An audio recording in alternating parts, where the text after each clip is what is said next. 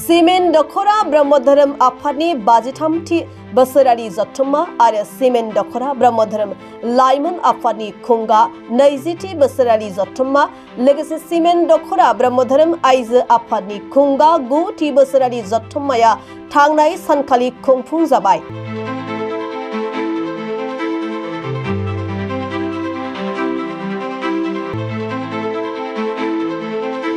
धेमाजि जिल्लानि सिङाव थानाय समखं बर' गामिनि जोंमा ब्रह्म मन्दिराव 20 आरो 21 डिसेम्बर साननैनि हाबाफारि लानानै खुंगा 53थि बोसोरारि जथुम्मा सिमेन्ट दख'रा ब्रह्म धोरोम आफाद आरो खुंगा 20थि बोसोरारि जथुम्मा सिमेन्ट दख'रा ब्रह्म धोरोम लाइमोन आफाद लोगोसे खुंगा 9थि बोसोरारि जथुम्मा सिमेन्ट दख'रा ब्रह्म धोरोम आइजो आफादनि बोसोरारि जथुम्माखौ खुंफुंदों। सिमेन्ट दख'रा ब्रह्म धोरोम आफादनि आफादगिरि सन्जीब नार्जारिनि गेवलां मेलखौ मासि लानानै सामलायनायाव बेखेवगिरि आलासि महरै बाहागो लायो दनेश्वर नार्जारि। बिबुंगोरा सिमेन्ट सापुरि फरायसालिमा बराय बिबुंथि लाखियो मानिक बसुमतारी। आफादगिरि बानजायनाय आफाद गाहाय आलासि महरै बाहागो लायो लीलाकान्त ब्रह्म। गाहाय फोसावगिरि बोखावै लखिमपुर जिल्ला ब्रह्म धोरोम आफाद जर'खा आलासि महरै ज्योतिका बसुमतारी। बोसोनगिरि सिमेन्ट दख'रा ब्रह्म धोरोम आफाद थांखि जानाय बुंथिगिरि महरै बाहागो लायो बीरेन्द्र कुमार ब्रह्म बिथांमोनहा।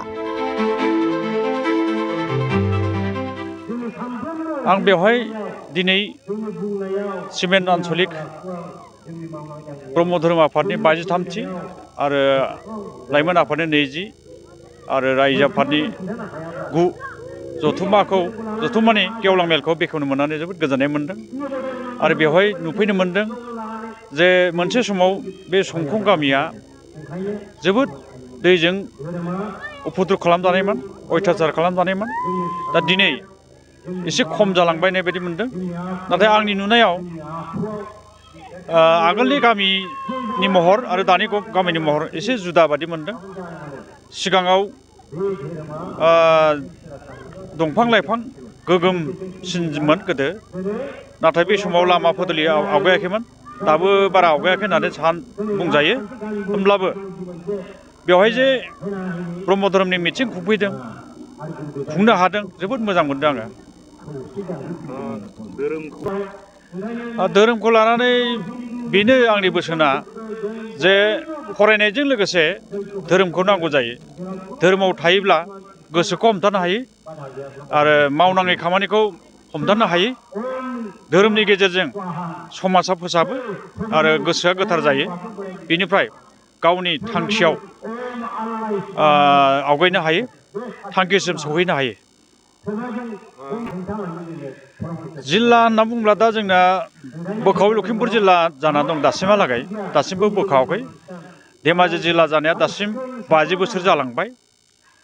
50 बोसोर जानायनि उनाव 50 बोसोर खाथि जाबाय आरो लखिमपुर धेमाजि दासिमबो जयैनो दङ। ब्रह्म धोरोमा बोखावनाय जायाखै।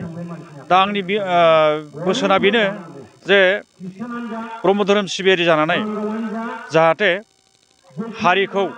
हारिनि रावखौ, थुनलाइखौ, समाजखौ फोसाबलांबाय थायो, आं बेखौनो बोसोन होनाय जायो।